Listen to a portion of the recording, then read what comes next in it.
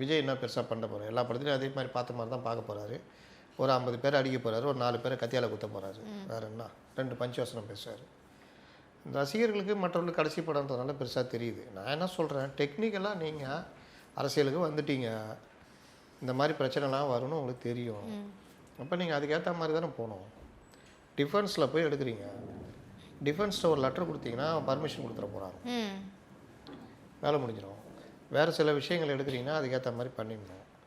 அதுக்கு பிறகு உங்களுக்கு ஜூன் மாதமே படத்தை முடிச்சிட்டிங்க, 2 மாதம் அந்த போஸ்ட் ஒர்க் இருக்குன்னா அதுக்கு பிறகு ஒரு 2 மாதத்துக்கு முன்னாடியே உங்களுக்கு டைம் இருக்குது.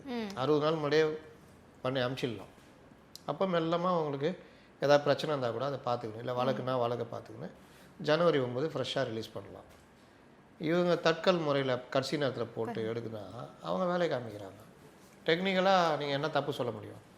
இந்த காங்கிரஸ் இவங்க தான் ஊதி ஊதி பெருசாகிட்டு இருக்கிறாங்க. அது ஒன்றும் பெருசாக ஜனங்கள்ட்டெல்லாம் இதாகாது.